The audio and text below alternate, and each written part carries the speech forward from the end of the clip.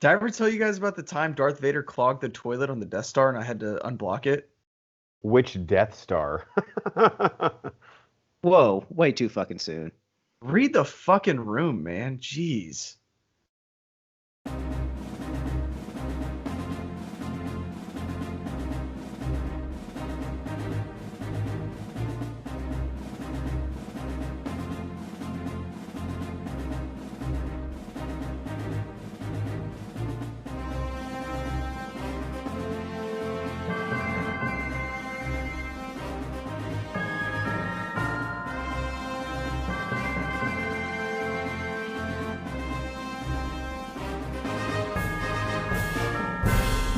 Welcome in to the Bro 4 Squad podcast, where we're just a bunch of bros drinking beer and watching TV and movies. I'm your host, the Mayor, Jeff Hornacek, joined as always by the American hero, Nate Thurmond, and the mad scientist, Brian Banner, and this is our review of The Mandalorian Season 2 finale, which is technically Season 2, Episode 8, titled The Rescue.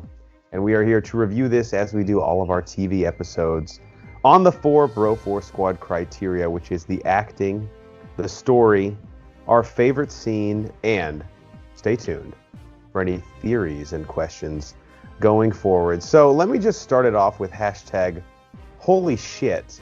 Holy fuck my balls. God damn. Don't underplay it, fellas. And we'll save the rest of that for probably at least the latter half of the review. But with the acting and cast, let's start with the American hero, Nate Thurmond. Nate, we had what we wanted, as Banner basically predicted. Pretty much most of, if not all the crew, sans maybe Ahsoka Tano, assembled here. So a lot of different performances to look at. What stood out to you, positive and or negative? Whew. Yeah, you start talking about this and you'll start getting emotional, but we'll leave that for a little further down the road. I really thought Moff Gideon was great in this. It was kind of the most screen time we've seen him in Season 2, but I think he did great. He kind of had some cool acting keys that played off that you hadn't seen before, and obviously he's an evil guy. He's deceptive, but he played that off really well, especially in his first scene with Mando. Got trying some to get good him. action at Esposito also. Yeah, for sure. Which I didn't know if he would have that in him, and I thought he did a great job. I bought it. Yeah. And like his deceptive nature, trying to like play off like, oh, you can take Grogu, go ahead. And like there was a second, like he was playing that off, was like, he can't just let him take him, really. This is going to fuck up the whole thing. I'm like, he has to fight because he still wants Grogu and Din wants him too. But then it leads into him just kind of trying to fool him. But he played it off really well. But his character played really well. And then, whenever this is jumping ahead, but Mando taking his helmet off and like the emotion between him and Grogu. Miss Thurmond literally was crying at this point when we were watching. If you're not crying, you don't have a heart. And Pedro Pascal, kudos to him. I know there was a bunch of controversy about him not getting as much screen time because they obviously have someone in the suit doing a lot of the action and he's got the mask on, so he's just doing the voiceovers. But fuck, he definitely made up for it in the last 4 minutes. Time if he's gonna do that. And I think that may have been where they were going with this because it was a connection with him and Grogu, and it was heartfelt. And at the very end, like leading up, like him, like Grogu, like reaching out, like you didn't see the tears, and at the very end, as like Grogu was going up to Luke, you saw the tears in Pedro Pascal's eyes, and like fuck, it like was super touching. The limited screen time he had with his face was fucking awesome. I did see an interview really recently, like maybe a day ago, where Pedro Pascal really dispelled those rumors. He's like, that's totally unfounded. I love this role. And maybe that was predicated a little bit on, even though I know it's short, but that scene, like you said, which we'll probably get to in a second, so powerful. Mm-hmm. And Banner, before I toss it over to you, I just want to say I'm a little conflicted about Giancarlo Esposito's performance in the sense that I loved it and he was awesome, but I feel like the show really kind of had to cram his whole character this season into this 7 minutes, because all we've really got from him is I mean, honestly, what, 4 minutes of screen time this whole season up until now? And the way that season 1 ended, he literally extends the Dark Saber. He's the one that Mando just had his most recent run-in with. We're led to believe that he's going to be the primary antagonist, and he's, I guess, technically is this season, but in terms of screen time, I mean, we get, 15 minutes total in 8 episodes? So, I don't know, Banner, I love the performance, but I almost feel like we were sold kind of a false bill of goods, and that's maybe the one small complaint I have about this season. I would agree. I think that the pacing of the entire season, which I think we'll get to in a little bit more depth later on, the whole pacing, though, of this season was kind of weird because each episode, and I think I said this last week, each episode is so good individually.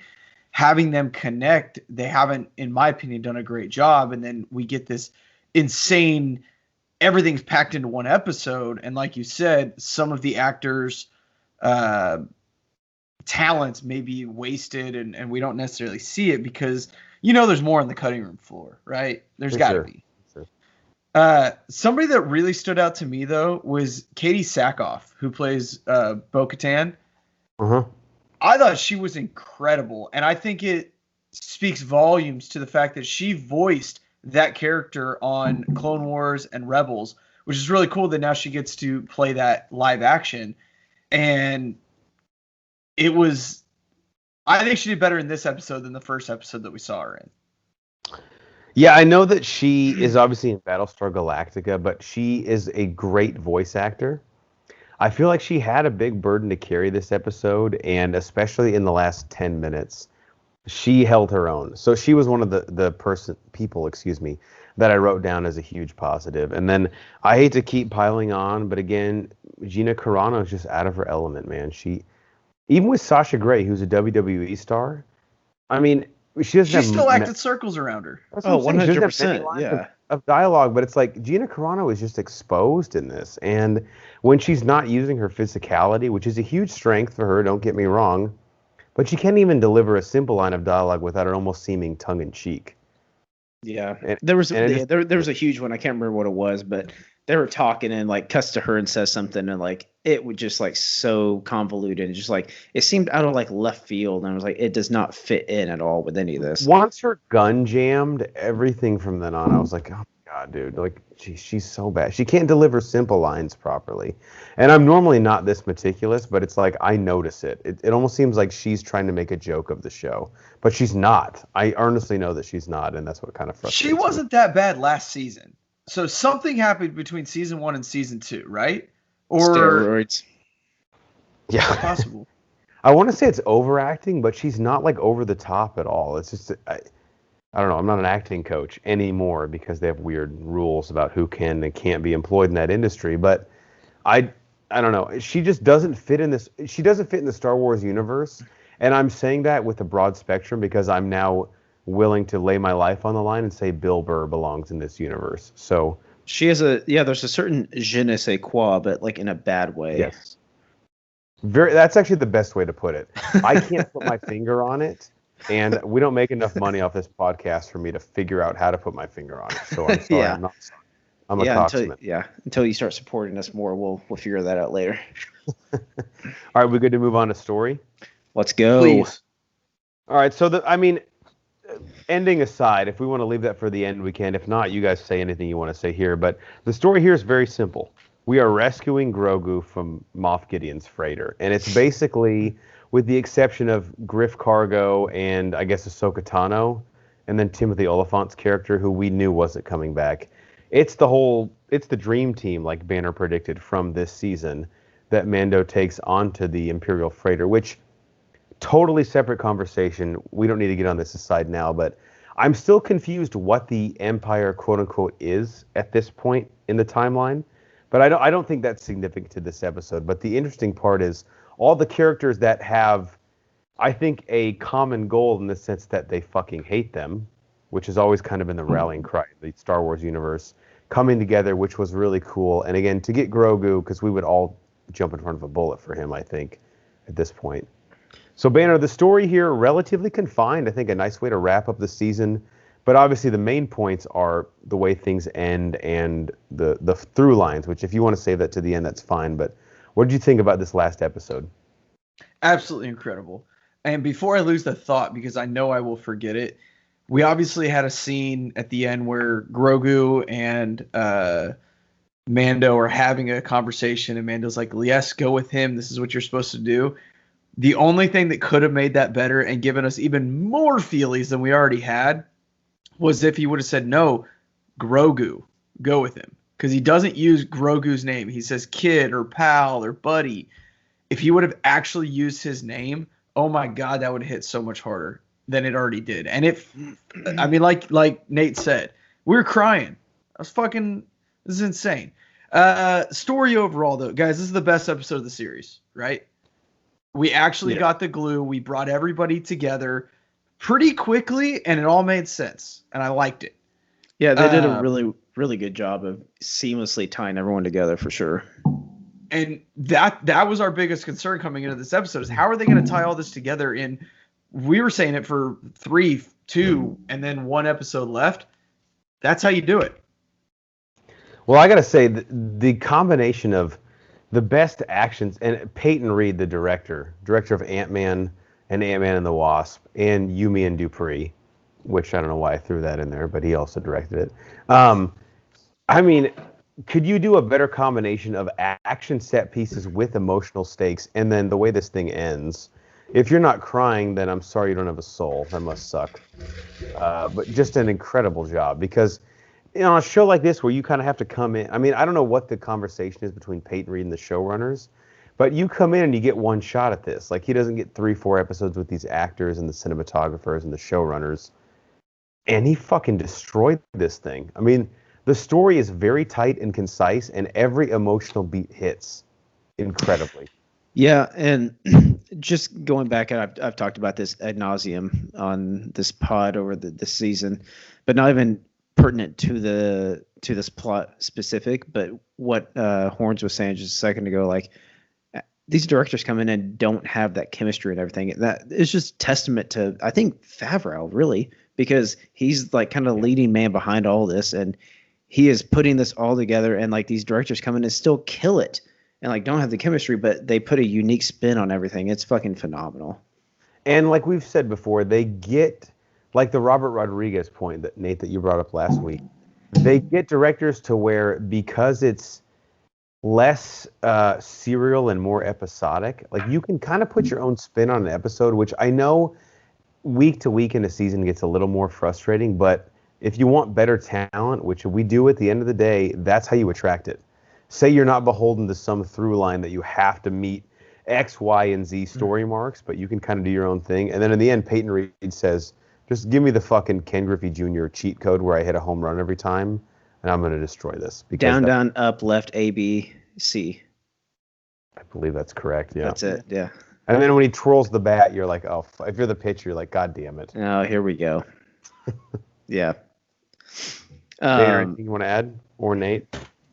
I mean, we could spend fucking all day on this shit, but just going along with like the storyline and the plot, just to like throw in the things that stuck out to me, like the Dark Troopers. We got to mention them, and there were kind of 2 scenes that kind of tied together with like a certain ambiance that you got that feel for, and one of them was the Dark Troopers, and you're like, okay, cool, he's battling this one, he's having Din is having a super tough time just with this one.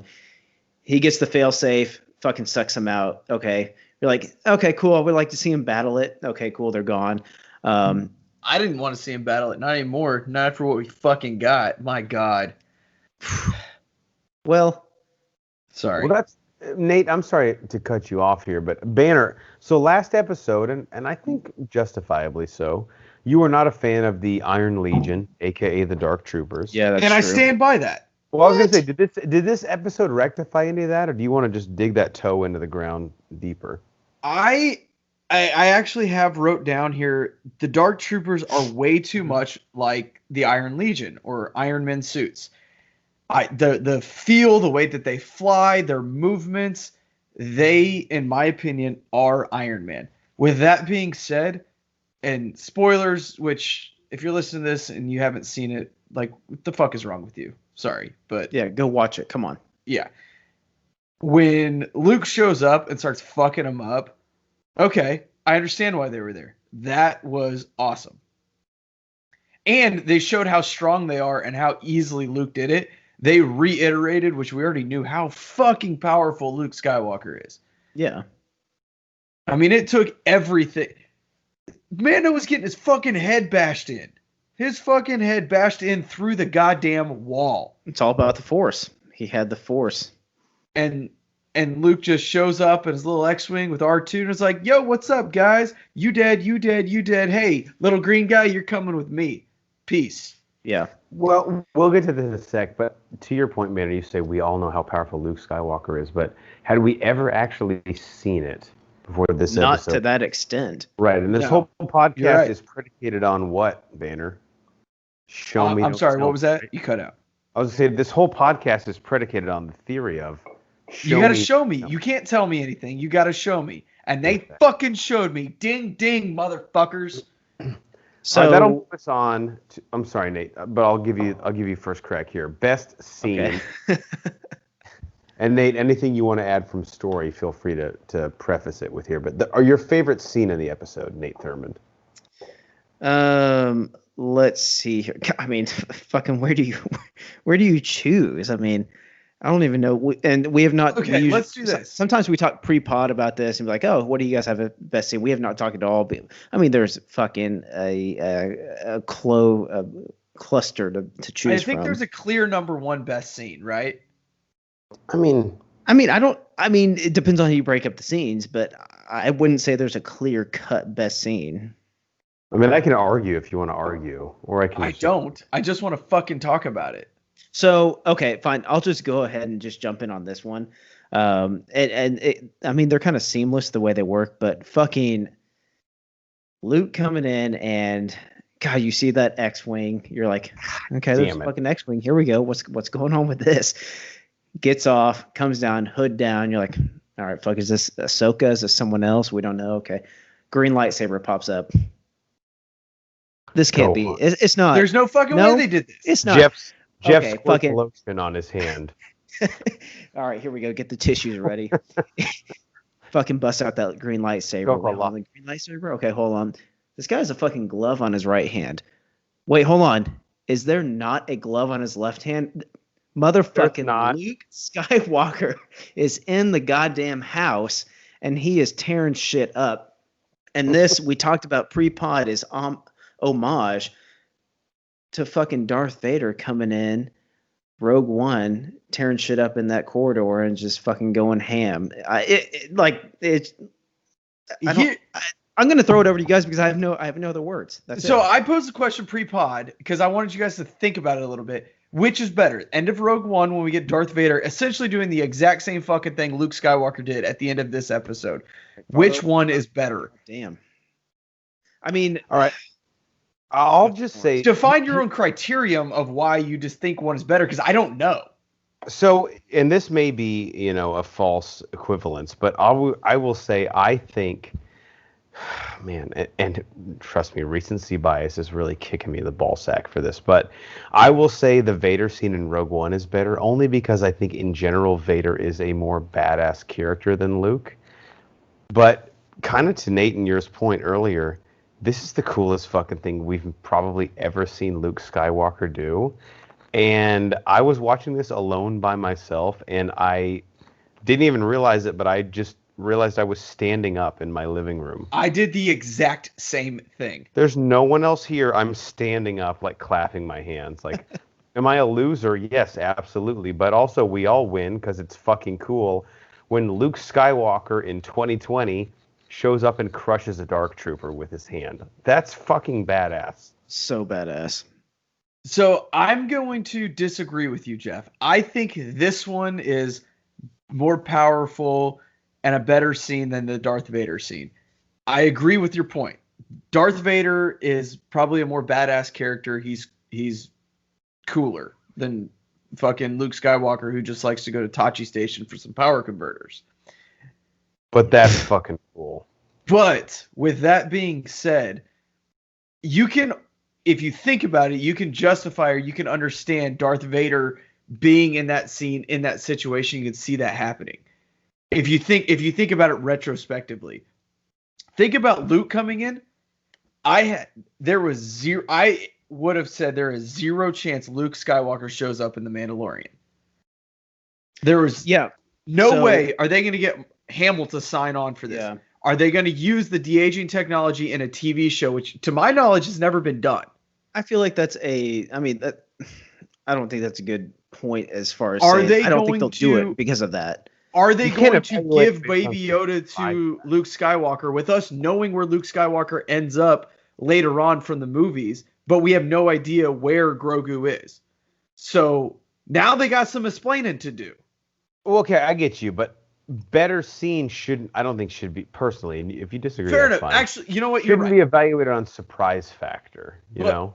Implications and where this holds and surprise of where this is going and what this could lead to. The potential out of this scene is incredible. Now, I personally, I was more shocked by this happening than Darth Vader coming in. Yeah, for sure. Yeah, I think so. I agree. But also, like, think about Rogue One. If you have Darth Vader in that movie and you don't market it based on that, then you're just fucking idiotic, you know? Yeah. Now, I'm not saying they telegraph that scene. I actually get both points. So let me talk out of both sides of my fucking mouth here. Banner's point makes sense. The surprise factor completely predicates your initial viewing. Like, if you don't expect something, yes, it blows your fucking mind.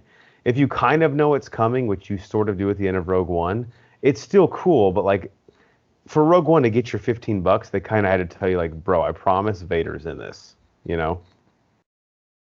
For sure. So I'm Switzerland, is what my point is. That's fine. Sit in the who's middle. The state that kept abstaining in the Constitutional Congress? Rhode Island? Those pussies? Sure. Even if it wasn't. I'm the one who teaches history, and I don't know this, so that's good. Vermont? I don't know. That's a state. I know that much. Well, if we're doing it, I'll just throw it out there. Maine. South Carolina. One other thing that's not Alderaan. One other thing I wanted to mention with the best scene, and Banner, this is really just a tribute to you because you've helped me recognize this. So I specifically noticed the scene where do we have a name for Mando's crew? Is there like a shorthand we want to say for them? What do you mean? Badasses? Like who are you defining in his crew? Like everyone he basically had this whole episode, or maybe the last two episodes. So we got Boba Fett, we've got Finnick, we've got Gina Carano, we've got Bo-Katan, and the WWE chick. I love how we just throw in an actor versus the character. It's so nondescript. There's no preface. No, it's just whatever pops into my mind, whether it's actor or real person. Yeah. Banner's like, if I don't know your character name, then you just get your fucking actor name, and that's on you. And if I don't know your actor name, but I know your character name, you're that character. Yeah. Yes. Or WWE chick. Yeah. Bo-Katan sidekick. I don't know. So whatever the name of the group was, them coming together, the specific scene on the bridge where the two Mandalorians, Sasha Grey and Katie Sackhoff, jumped off the side. The music that came in there, Goran Von, I can't remember his name. It's the dude's a fucking legend. Schlatterbat. Well, he won an a Grammy for Black Panther, and he won an Oscar for it also. And he's gonna win another one. So just clear out the runway. He'll win it. Hey, I said this after Black Panther. John Williams is at the end of. I mean, he's on the back nine, probably on hole 18. Let's be honest. It's 2020. You better watch out for this dude. He's got a 20-footer for birdie right now. What? I said he's got a 20-footer for birdie. And he's not Ludwig Göransson. Okay. Yes, there you go. Sure, man. But his score specifically on the bridge was, and this was at a time where I was really not. I mean, I was so fixated, with what was happening on screen that the audio version of what was happening in the plot wasn't registering.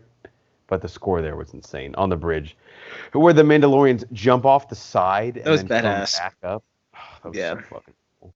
There was a point while we're talking about score. There was a point where he goes to the Dark Troopers, and it's almost like a hardcore electric guitar. And then all of a sudden, they cut to Mando walking out of the ship, and it goes straight to like his theme song. Oh, my God!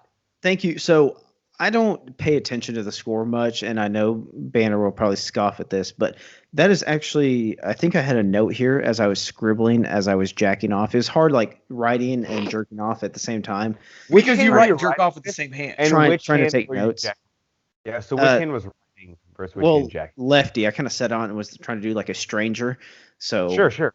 Because I can only write with my right. But anyways, whenever they start fucking powering up the dark troopers, so it was like a hold on, what do I have down here? I literally wrote it down and I can't find it. It was like a synth, like it was like mechanical and musical at the same time. Like if you weren't paying attention, you thought it was just like them powering up and like fucking metal moving around and shit, but it was actually musical and like it was part of the score. Banner, it was like, very well done. It was like my Tron Legacy wet dream that I have every night. Yes, exactly. It was. And for someone who doesn't like pay attention to the score much, and I just like get caught up in like actually what's going on, like it stuck out to me, and like it was very well done, like intricately putting in like the mechanical and musical portions of the show. And that's a big part of the episode because we have to fear the Dark Troopers to really feel Luke's entrance onto the freighter. Yeah. All right, are we ready for the last part here, which is going to be the big fucking kahuna. Theories and questions. All right, let me lead it off. Please. My first question, Banner, this is something I'm hoping, and I apologize if you're someone at home who's like we love Star Wars on this pod. Listen to all of our commentaries, all of our reviews of pretty much every Star Wars movie. But there are a few things that are maybe specifically in the Clone Wars or Rebels that Nate and I specifically aren't as privy to. Actually, Nate, you might be caught up, so I don't want to speak on your behalf. But I know, Banner, I can usually trust you to help me out here. So this is in regards to the Dark Saber. So, Banner, I have two questions. Number one, is it a Sith weapon? And number two, is it technically stronger than a lightsaber? Like, if you were to take the Dark Saber and, fight someone who has just a Kyber crystal lightsaber, would you overpower or be able to chop in half their weapon? So Sith or stronger than a lightsaber? Sorry. So first Sith, no, it is not a Sith weapon. It is a Mandalorian weapon. And like they said in the show, they explained a little bit, it has to be one. It's kind of like, which I know, Jeff, you're not a big Harry Potter guy. Nate, you are a little bit more, but it's like the Elder Wand. A little bit. You almost have to lose it. Most of it. Yeah, you have to be in a battle and lose it or win it from somebody in order for it to be rightfully yours. If you are in possession of that, you're technically the leader of Mandalore. That's why Snape has to kill Dumbledore. Obviously. Spoilers. Oh my god, name. Duh. So it's not a Sith weapon, it is a Mandalorian weapon. Because way back in the day, Mandalorians and Jedi had this crazy, crazy feud. They hated each other, they tried to kill each other. Shit happens, that kind of went away, but it is what it is. And now, who created the Dark Saber of Viz something? Yeah, I can't remember his name. Starts with a V. Yeah, that guy. Yeah, well. No, as far as it is basically a lightsaber. In Clone Wars, there are some incredible episodes and fight scenes where you have Mandalorians holding the Dark Saber, fighting Jedi that have lightsabers. One is not better than the other, from what I can tell. Okay. And there's actually, God, I can't remember the guy's name, but one of the Mandalorian who wields the lightsaber is actually voiced by Jon Favreau. Yes. God, I can't remember what his name is in the show. Yeah, no, I did read that also. Boss? Yeah. Something, starts with the V or something. We were texted about this a while back. Yeah. Oh, well. I had 4 other things, but they all kind of pertain to like the end of the episode, so I'll let you guys get your questions, theories in first. Banner, what do you got? All right, I've got a few thoughts here. First, I love the little fleet that they created. They had Slave One. They had the Imperial. What was that ship called? Because that's obviously very, very prevalent. It's got like the fin and then the arms. Yeah, that can deploy and it's like the old Emperor ship, and then Kylo Ren has his own kind of version of that later on. Yeah, it's true. And then we also had Slave One, low key badass. Not that low key. It's just a fucking badass. Well, I mean, is it? It's been a badass from day one. It's got the seismic charges. Yeah, but you're right. But the most we've seen of it is in Attack of the Clones. You know. Yeah. Jango's flying it. Sure, I'll give you that. Okay, thank you. Okay, go ahead. And then we also have got obviously Bo-Katan's ship too. So we got a nice little fleet going. I don't know, just something I noticed early on. Sorry, Vader, to interject real quick. So the ship she's flying, that was stolen from what, episode 4? Whenever they. No, so she's just flying her own ship, and then they obviously Mando and Boba Fett and in this episode she doesn't fly it. You just see it landed. You just see it. Yeah, you just see whenever it they landed. pull up to the bar and they find Bo-Katan, it's like outside. That's what Vader's talking about. Yeah. It wasn't in the air in the episode. Okay, I'm talking about the Imperial ship, the spy ship, where like the one from Empire, where they're like, yeah, they stole that just this episode. They stole that at the beginning of this episode. That's what the scientist was on. Yeah. Okay, I'm way off. I thought that was the one they stole when they. I'm a dumbass. You're right. That makes total sense. No, that one I know which one you're talking about. The one in when we were introduced to the other Mandalorians in Bo-Katan. Correct. Yeah, I thought that was one. I think was just like a. Yeah, that was just like a Star Wars version of a semi truck full of guns. Crossing the border between U.S. and Mexico. Yeah. Okay. So sue me, but don't actually sue me. Just I'm just an honest guy trying to make a living. The TIE fighters launching through the front of the ship. Dude. It almost got overshadowed, but it was incredible, dude. That was awesome. Banner, let me say this, and I always will defer to you on the podcast as the sound effects guy, but because I don't have anything to back this up or to even be a second place, but is the TIE Fighter laser the most iconic movie sound of all time? The only thing that I think rivals it personally is the sound of a raptor. I knew you were going to say that, and I agree. Yeah, we talked about that a couple of episodes, and when they were blowing up the Imperial base, because those TIE fighters loading up, that's so awesome. That, like, lightsabers and then raptors, yeah, I mean, it's just all hand in hand. You'll never forget that sound ever in your life. No. It's like the first time you have sex. That sound. I can't wait for that. When I'm 40, it'll happen. Another observation I had, I'm going to call them the drop team. So everybody other than Mando the boarding team. All females. Kind of thought that was cool. Didn't even notice it. I think that's your problem because I just see people. So I don't see dicks. Well, okay. You sent me a lot of text messages that would. No, that's because you see them. I don't see them. I have DMs that beg to differ. Yeah. Okay. Well, I guess that's true. We see them. He doesn't. Maybe. Yeah. I close my eyes. And then I have a theory of how season 3 is going to start. Let's go. Do we want that now or do we want that later? This is theories. Let's do it live. I'll write it. We'll do it live. Season 3, because essentially what's going to happen now? That's the big question, right? Wrong. We know from the end credit scene that Boba Fett and Finnick have fulfilled their, what are we calling it? Their promise to Mando about we're going to help you find the kid to get the kid back. Well, I would say those are mutually exclusive. They have fulfilled that, but the end credit scene is specific to the end of Return of the Jedi or the beginning. Well, okay, let me rephrase that. They fulfilled their creed to him or their promise to him, so they're on their own now, right? Right. And so it appears that Boba Fett is getting his own show. We'll talk about that in a minute. Put that on ice. Correct. So now, what is Mando going to be doing? How are we going to have a third season where the first 2 seasons have been all about Mando protecting and getting Grogu to a Jedi? He fulfilled that. Well, I hate to tout my own horn, but I think the only path we have here is, as I predicted after episode 5, the Mandalorian Civil War, especially now that he has the Dark Saber. I am not going to disagree with you, but I think you're wrong. Actually, let me rephrase that. So What's that your theory?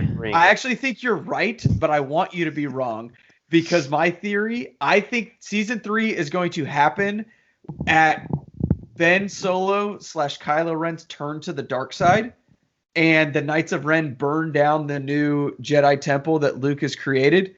Grogu has history in surviving events like that and hiding.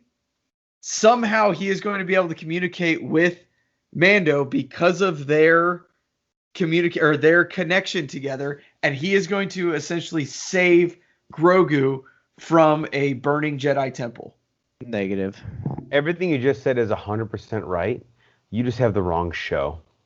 The show is called Ahsoka Tano, not The Mandalorian Season 3. So you're not wrong.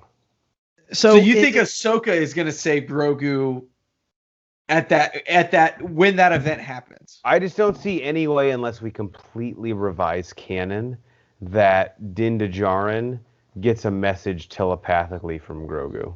Doesn't have to be telepathically. So right? Banner. So Grogu Banner, writes a letter? Yeah, you could send a carrier pigeon or a porg, whatever. Or a WhatsApp. Grogu WhatsApps him. So Banner, in your next season 3 of Mandalorian, Mando is not in it 90% of the time. Yeah. Is that what you're saying? No, I'm saying that That's what I gathered from what you just said.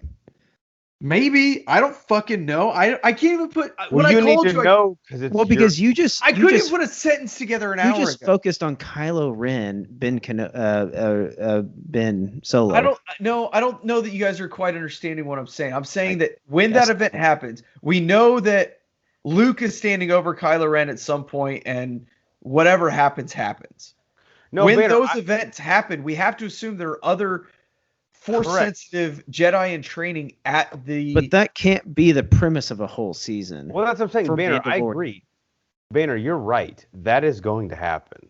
It's just not in The Mandalorian. It is the... You don't think that their connection, which we have proven has been so powerful, that somehow he can't go and save Grogu from a burning building there? And then I don't think that's important enough for them to make that connection for him to tie in and do that. So they're just going to write out Grogu. No, I didn't say that either. No, Thank you for making assumptions.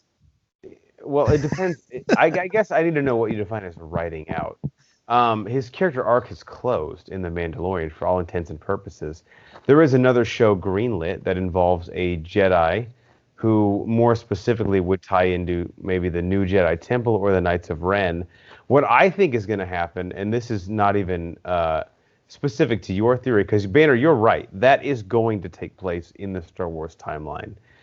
But the show it's going to happen on, I don't believe, is The Mandalorian. And the main reason for that is I don't think we have the emotional send-off of Grogu to bring back in Grogu immediately the next season. No.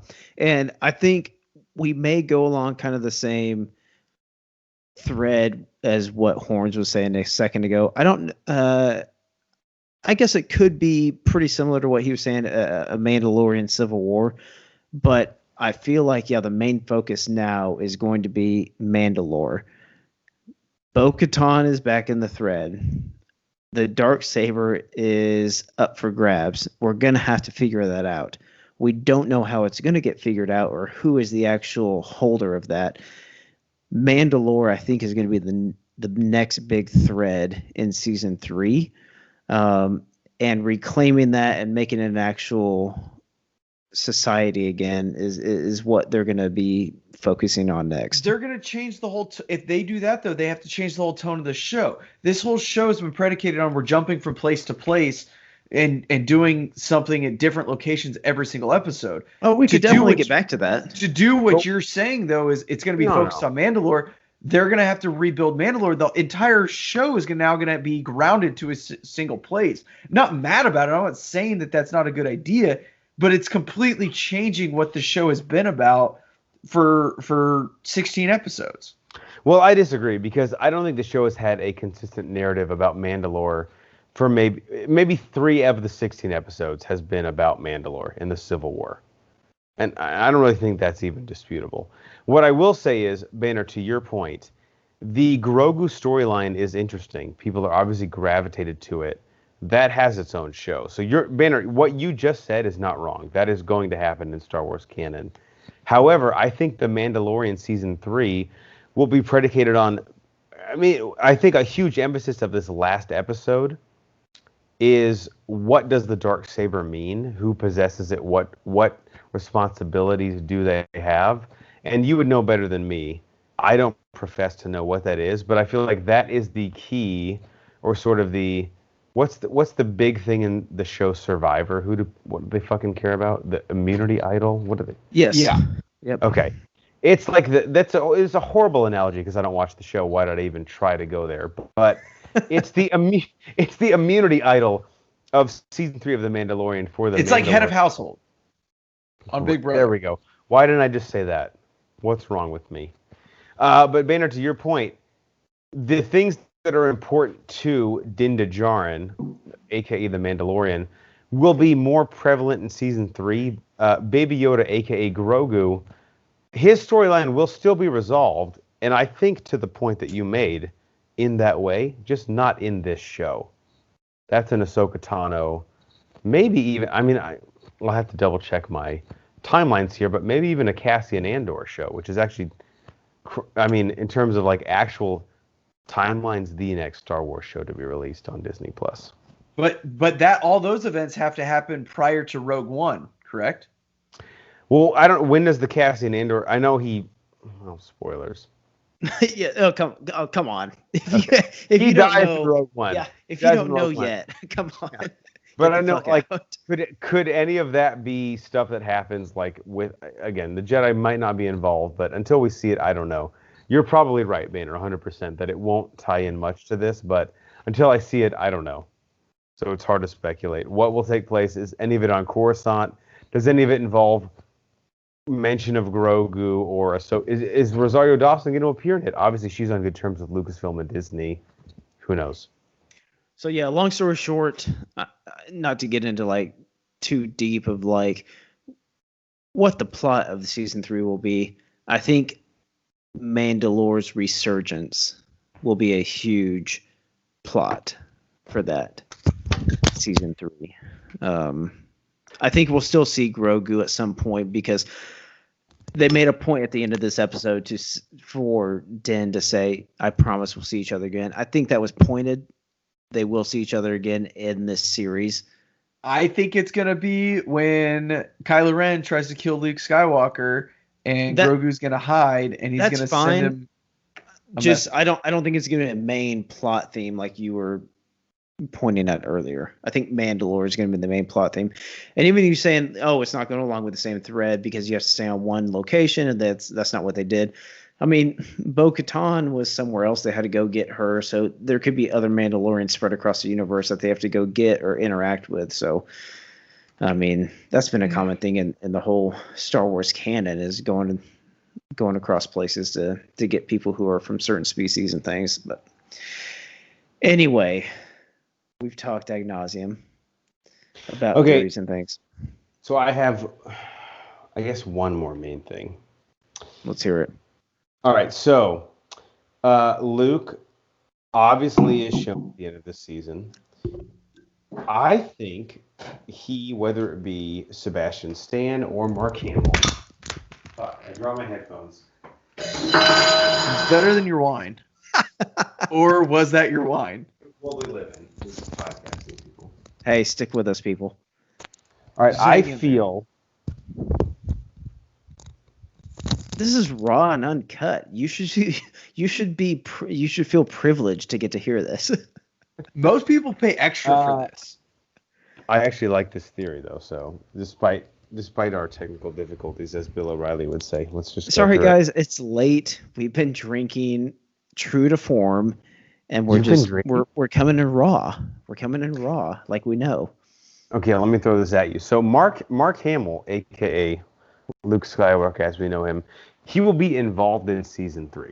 100%. That's irrefutable. Don't even try and at me regarding that. What will his involvement be, and how do you guys think the story will progress, knowing where this fits chronologically? Banner, I'll let you go first. This is just a shot in the dark. There's no pressure here. If you don't have a reasonable guess, just throw out whatever you think will make sense. See, and I think Luke Skywalker is going to be more prevalent in an Ahsoka Tano show because he's trying to rebuild the Jedi Order, right? That's fine. We're talking about Mando. Yeah, but have it makes. I mean, right now, Banner, we know the timeline. Like, literally, we just saw how it ended. So how does it make? Like, you think Luke just disappears for 10 years and we never understand what happens to Grogu? That's what I'm saying. Is I think the only way that I can see, because Grogu and Mando, their relationship and their bond, that is what this entire show has been predicated on. Correct? Yes. So how are you going to have a next season where it's going to be focused on a Mandalore civil war, but that bond isn't there because Grogu's off learning how to be a Jedi with Luke? Well, you've got the whole Dark Saber controversy now going on. I think that's going to be the main thread, and it's going to lead to some of the things that are going to happen on Mandalore. I'm so bum puzzled right now. I know. Everyone is. So I think you could say that one of the Mandalorian sides, specifically whichever one Din Djarin, a.k.a. Mando, chooses to side with, you would think that if need be, he could put in the call to the bullpen for Grogu and the Jedi, potentially. So let's say he's a free... I mean, it could be a cool season if there are two sides on the, battling over Mandalore and he's kind of the free agent. Because you just said that, I can convince myself... spoiler alert here for Rebels, if you guys want to skip ahead 35 seconds if you don't want to hear this. I think we could... There is a way in this scenario where we can get an Ahsoka Tano Luke Skywalker lightsaber battle. Just like we got an Ahsoka Tano Anakin Skywalker / Darth Vader lightsaber battle that we got in Rebels. So that would be cool if we had Ahsoka Tano who had fought father and son. That'd be pretty badass. Literally has nothing to do with what we're talking about other than the fact that would be fucking cool. Yeah, I agree. I'm in. What were we talking about? I'm sorry, Jeff.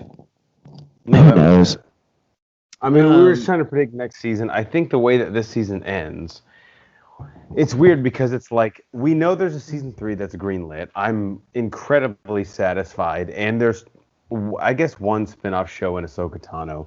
We can't really count Cassian Andor because of timelines as a technical spin-off. I wouldn't count The Acolyte as a spin-off. But, I mean... Where does this go next season? I honestly give it credit. Mandalore. Correct. It goes to Mandalore. Last season, they teased a lot with regards to the Dark Saber. And this season, even though I had my doubts up until 99% of the way through, they tied most of it up. So it's kind of that, it's like that Dexter feeling after season 3. I feel very, very satisfied, but also you've kind of tickled my balls to where I'm definitely going to tune in next season. Which is contrary to Dexter feeling after the final series when you're like, what the fuck? But we're getting another season of Dexter, so... that is true. I'm intrigued. But anyway, we're talking about Mandalorians. Yeah. So I know we've gone through... I really don't have much theories beyond what we've already talked about. So should we move on to the post-credit scene for the last hoorah? Yes. And by the way, Nate, thank you for texting me because I never would have seen that had you not said that with the post-credit scene. So Nate, you gotta watch out. Nate, so before we get there, real quick, did you guys notice no concept art for this episode at the end? Oh, that's true. Usually we get concept art at the end, which I don't know if that was trying to pull people away from the end credit scene or put more emphasis on it. Yeah, maybe put a little more emphasis on it. Interesting. I don't know. Good catch, Banner. Nate, would you mind, I don't mean to put you on the spot, would you mind describing to people, spoilers, if you have not seen the end of The Mandalorian, pause, go watch like the 4 minutes post-credits. Nate, would you mind describing kind of what happens in the post-credit scene? I can help if you need. Yeah, so obviously I don't know the name of the man who he goes in and assassinates, basically, but we're back. If you know the name of that man, unsubscribe from us. You know too much. You know too much. Donald Trump, Boba Fett. I mean, Jabba the Hutt looking motherfucker. I don't know. It's No, that's it, Brian. That's correct. No, I Donald the basically Hutt? it. Donald the Hutt. Damn it. So, yeah, basically, I'm guessing they're on Tatooine. Have to be. That is Jabba's palace from Return of the Jedi. Yes. So obviously coming in, they say, "Oh, in the caption subtitles, which I have on because I'm an old man now, speaking Huttese." They say that on there. I'm like, okay, fuck, he's Actually, that's important, dude. You catch shit that you would dude. not know. You catch so much shit, like more shit, like because they say stuff and like. You know who's talking sometimes. I won't get down that thread, but turn on your captions. It's important. It's not an old man thing, but kind of is, but it helps. Anyways, so I'm like, okay, fuck, they're talking Huttese, so great. Fucking Finnick comes in, cleans house. Boba Fett comes in, cleans house as well, kills the guy on the throne, takes over. By cleans house, Nate, you mean murders everyone. Let's just be specific. Except for the stripper. Well, I mean, you got to have a little fun afterwards. He's a small business owner, Branner. Like, what do you want him to do? It's an essential business as well. So she wasn't wearing a mask, so she's essential. She fucking goes scorched earth and says, "This is my land." Fucking after that comes in credits, and I don't even know how I should phrase this or how I should even premise this, but I'll just go ahead and say it. Comes in 2021 Book of Boba Fett. The release of this with the release of everything else in the Disney fucking board meeting is fucking genius. They release all this shit and they're like, fuck you guys, we got one more card up the sleeve. Watch this. And they fucking throw this out there. It's amazing. And it was just like the pièce de resistance or whatever, the fucking cherry on top. It was awesome.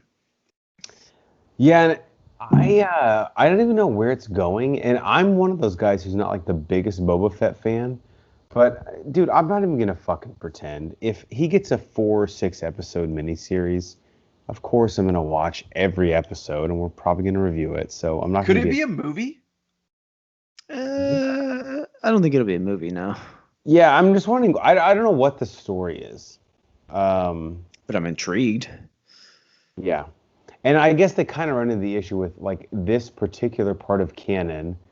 There has now been a lot between the sequel trilogy and I guess wherever Mandalorian delves into, you just got to be careful that nothing too significant happens because, the movies they trump everything that the shows do in terms of if the movie doesn't mention something, it didn't happen. It has to make sense. Yeah. Right. At the end of the day. So it's a fine line to walk, but they're in good shape, I think. So the Book of Boba Fett they have to explain him getting out of the Sarlacc pit, right? I don't know. We talked about this 2 episodes ago. I'm fine with what we got, right? I completely agree. I am 100% fine just knowing, okay, he got out somehow. He's a badass, cool. But now that they've announced that we have this Book of Boba Fett project, we'll call it.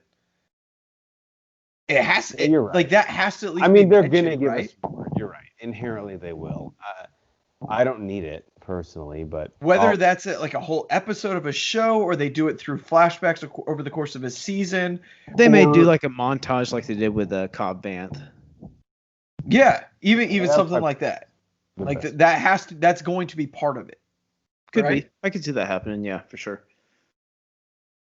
All right, we have. There's still much on the table, but we're just mind fucked from this episode. I mean, there's really no way to coordinate your thoughts. So, for the American hero Nate Thurmond and the mad scientist Brian Banner, I'm the mayor Jeff Hornacek, and we are the Bro Force Squad podcast.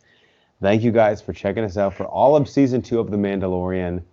Whenever season 3 is, or whatever the next fucking Star Wars show is, we'll be there with you.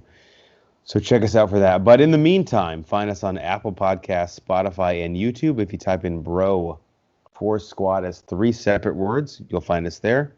We're at Bro Force Squad on Twitter. And, of course, everything is on our website, broforcesquad.com. Till next time, we have to go make sure that these dark troopers that we had charging get turned on. I had them plugged into the wall, but honestly, I think the breaker reset. So I had some rechargeable like Duracells, but I don't think they're you were saving those for your Xbox controllers.